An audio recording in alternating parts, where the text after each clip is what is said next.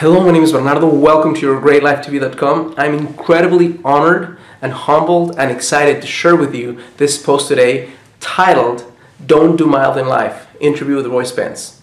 And here's a guy who is an incredible human being who 40 years ago co-founded with 3 other partners what is today one of the most important ad agencies in the US, GSD&M.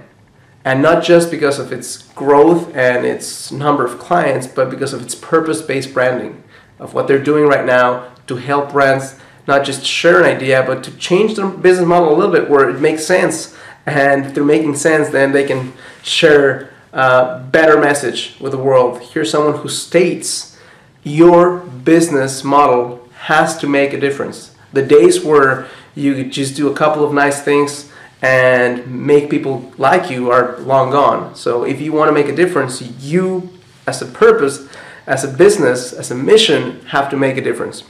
Here's a guy who's responsible for getting Bill Clinton and George Bush, who had not spoken to each other since they exchanged keys to the White House. Here's a guy who got them together to share a powerful message to the world to contribute to the tsunami relief effort. And since then, these 2 guys have become friends and have gotten together 5 more times to share messages with the world.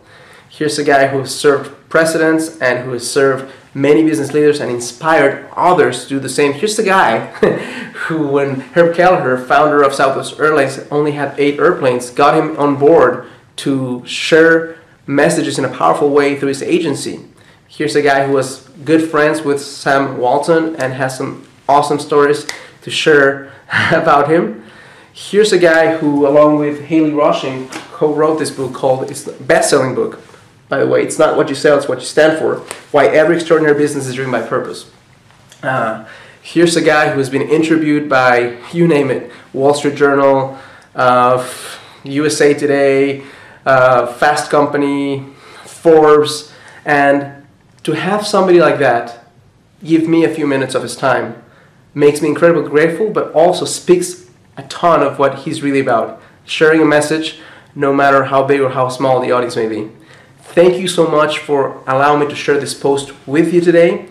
And I want, without saying anything else, to share the magic and the purpose and the incredible southern charm of this leader who will not just inspire you to do well in business, but to find a purpose and know and understand that it is possible to do what you love and make a living from that.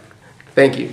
First of all, let me just tell you, it's an honor to be sitting right here in front of you. Well, it's great to be here. I really admire not just what you've done in business, but who you are as a person. Thank you. From the first time I saw you speak, I sense that, and I think this is something that happens lately more than ever. People have more of an, what I call bullshitometer, when they can sense if something's real, or if someone is just talking because that's what they want to say, but they don't really feel. And I got the sense immediately that you really meant it, and that you're really living it. Thank you. So I'm really excited to be here. I love what you're doing too, so it's glad that we're doing something together. Yeah, thank you. You're welcome.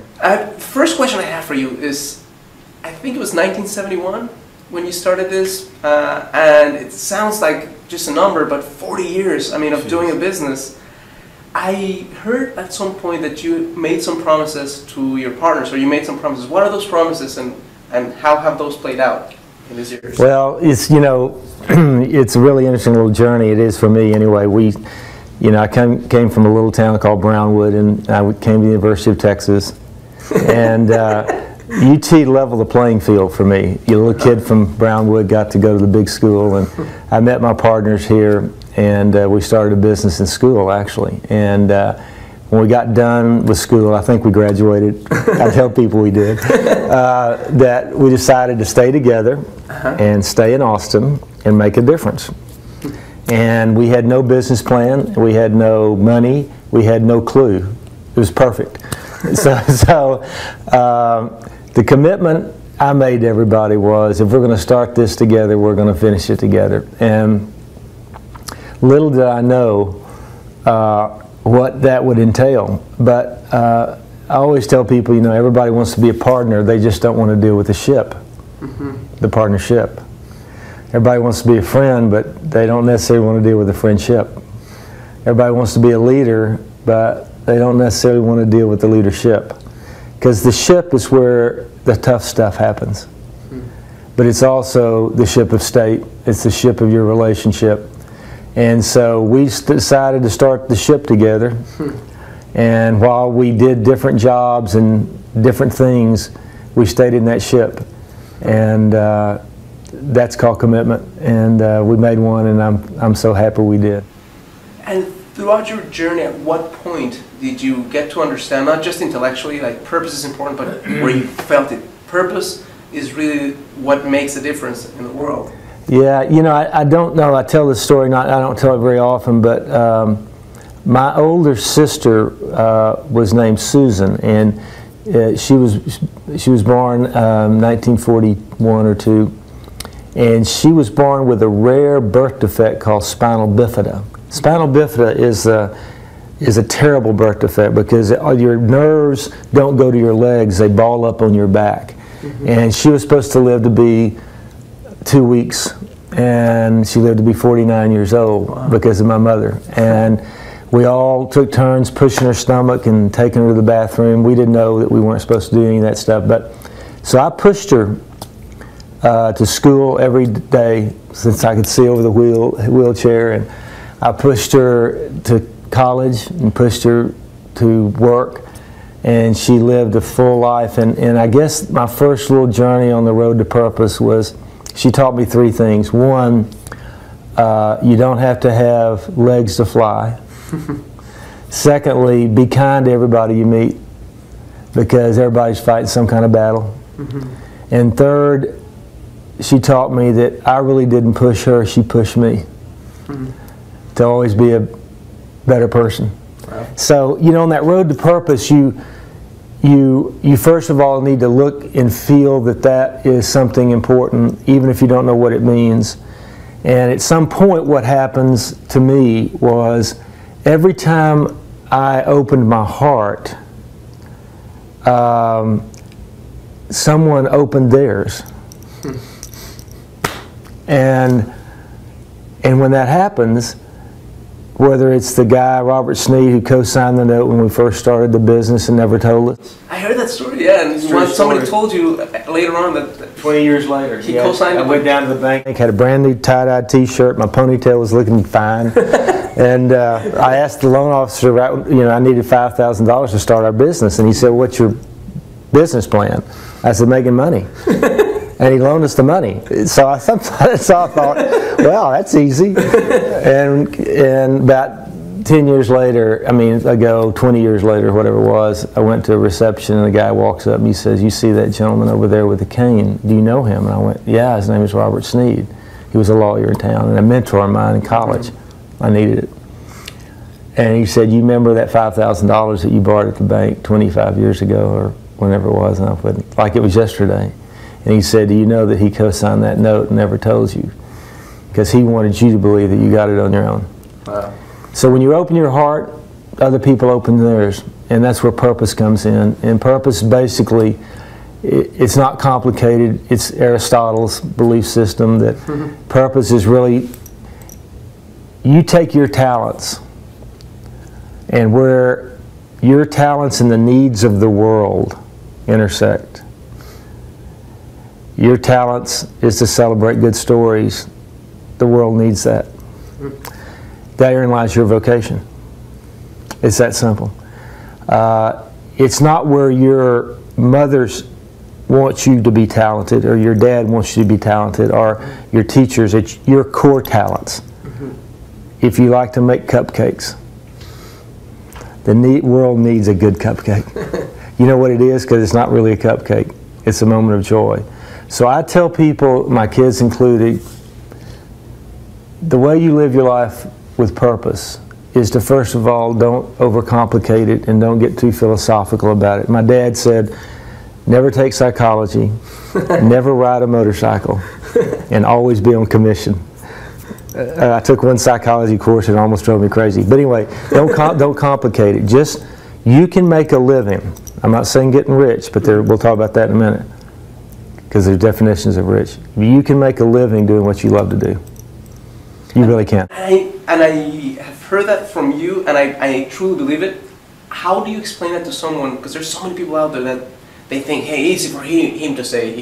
He's a self-made millionaire, he's done this and that. How do you explain that to someone who doesn't know it's true? Or how do you suggest somebody to go about it when they're just lost as to how they can make that happen? They have that itching inside, but they don't know how to turn it on and make it happen. It's a very interesting question, because that's what my purpose in life is to help others fulfill theirs.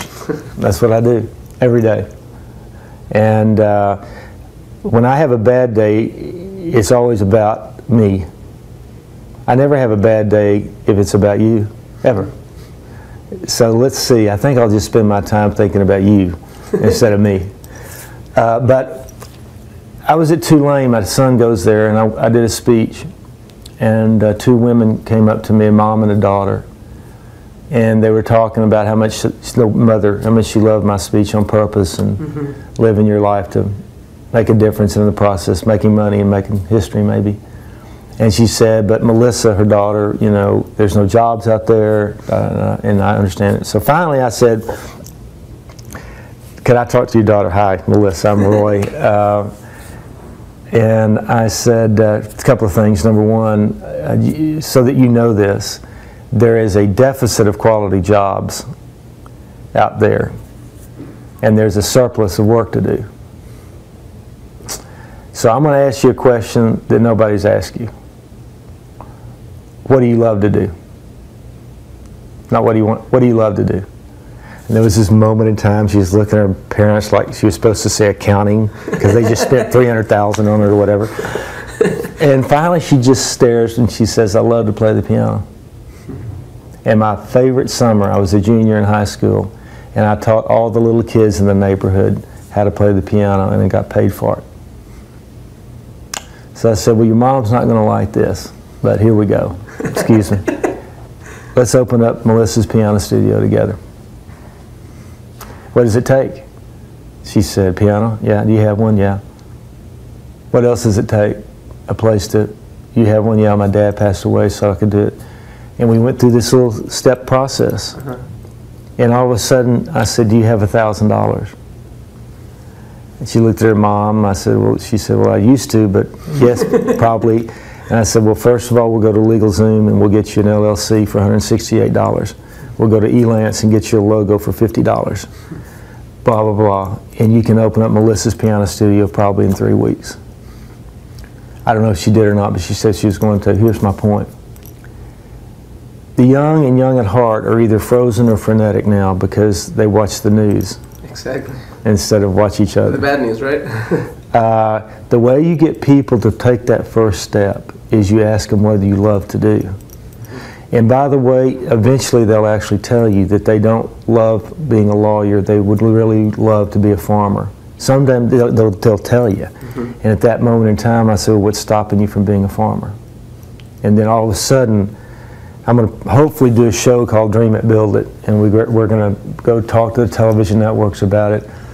It's going to be everything that no other show is. It's not going to hurt anybody. It's not going to tear anybody down. But we're going to find dreamers, and we're going to get mentors to help dreamers. So great. And dream it, build it. So I think, by the way, in order to save America, there's a false debate going on between spend and stimulate and cut and save. We have to create our way out of this. We create 300,000 new small businesses. Each one hires 10 people. Do the math. 3 million new jobs. Exactly. So what you're building, what you're trying to do is create something that wasn't there before, and inspire people to go take that first step on that 1,000-mile journey. And that's what we have to do together. How do you go from somebody who's extremely successful into opening a new business at Rollitos, and what is Rollitos about, and what are the premises that it's founded on? I know that you spoke about your dad being an inspiration for it, so if you can just share with us the story of Rollitos. Well, you know, it's interesting because I think the thrill of life is really creating things that weren't there before. If you think about, I think you're only as young as a new thing you create every day. And it doesn't have to be big. It can be, I'm writing a letter I never wrote before. When you have kids, you created something with God that that wasn't there before. creating things that weren't there before is the thrill of life. So my dad always, grew up in Eagle Pass, spoke Spanish before English, and so his name was Roy. He was 6'5". I don't know what happened to me. So he called me Royito. We'd walk in Piedras Negras back when it was safe, hand in hand. Oh, I want you to meet Royito. And so he never met a stranger. But he always made food very simple because he had no money back then. So everything was simple. So he said to me, again, like my sister, be kind to everybody you meet. Keep your life simple. I screwed that up. And don't do mild in anything. And he didn't. And so we made salsa together and hot sauce, and then a woman came into my life named Anna who helped me do it as well. And so when Dad passed away at 95, and he ate this every day, just saying.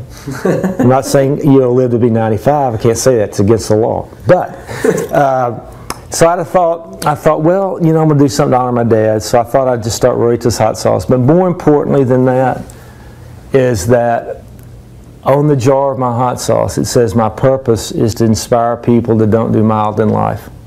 Follow your passion and purpose. So this hot sauce is really a movement that I'm trying to create, along with Dream It, Build It, that don't do mild in your life. Mark Twain said, 20 years from now, you will not regret the things that you did. You'll regret the things you didn't do. So this country, Christopher Columbus conned the Spanish government to finance him to go see if the world was flat. He wasn't an explorer. He was an entrepreneur. And he discovered, after the Vikings, whatever, you can debate that, but he discovered this country. And the DNA of this country is that if you can dream it, you can build it. So I'm doing this from, a $1 billion ad agency to a trailer guy at 5 in the morning with signs, free tacos. It keeps really good. I've tried it. It's very good. Keeps you humble, keeps you hungry. More importantly, you can get it at HEB and Whole Foods, but more importantly, I'm doing it to inspire the young and young in heart to go build their own thing. Don't do mild in life. Awesome. I have one more question for you, and that's, you shared at some point that your dad shared something that really touched me that day because my dad had just passed away when I heard you say that. Yeah. And you said that he told you something about why you got along so well. Yeah. It's funny, my dad again, and it's interesting when you start thinking about God giving you the chance to have kids. It's really a co-ownership. And I've been thinking a lot about that lately because I'm really asking my kids what they love to do. I've done it all my life, and they all have got some love, and we're all now kind of co-owning that love together. But basically, it was about, 4 months before he passed away. And by the way, he drove up until he was 93 years old. And he told me, Royito, because everybody's going, oh my God, don't let your dad drive. But he was in Brownwood, and everybody just got out of the way. And he said, when I can't drive, I'll let you know. And he had these steely blue eyes, and I said, yes, sir. And one night, by the way, he almost had an accident, and he asked God to get him home. He was telling me the story. And he got out of the car and left the lights on. And he never drove again. No one took that car away from him. The battery ran down. Wow. He took it away. So one day he said, I'll tell you why we got along, Royito. For the first 30 years of your life, you pretty much did everything I asked you to do. And for the last 30 years of my life, I did pretty much everything you asked me to do. That's called co-ownership, not codependency, co-ownership. When you have kids, you own their future. When they become adults, you co-own their future. And when you get old, they own yours. And I had never thought about that before. But that's the beauty of when you have great relationships with your children. You co-own the future together. Yeah. Well, thank you so much for this. Thank you for being here. Thank you for sharing from your heart. And I look forward to many, many more of your successes, and especially that show that you shared about. I would love to see that show. Well, I appreciate what you did, and I'll close by saying this. What you're trying to do, and for a little inspiration from your dad too, as I said to that girl, Melissa, we have a surplus of bad news. But if we will go out there, what the American people want and the people around the world, they want to have a job, they want to have dignity, they want a shot at we call the American dream. If you're willing to play by the rules and be responsible, you should have the opportunity to achieve whatever you can achieve. And what you're trying to put out there, and what those of us who believe that good actually wins, it's hard. Because you know it's easier to talk bad about somebody than talk good. It's easier to find what's negative than what's positive. But the more we can go out there and spread the word that you can be somebody, and you choose, like we talked about, if you choose to find enemies and look for them, you'll find them. And if you choose to gossip, it'll consume you. And if you choose to hate, it'll live in your heart. And if you choose to be afraid, that fear will follow you. Or if you seek friends, you'll be befriended. It's just the way it works. And if you seek love, it'll lift you up. And if you seek the truth, it'll set you free. And if you seek hope, it'll take you to higher ground. And you have a choice. I choose friends and love and truth and hope. Well, thank you, Roy. Enjoyed it.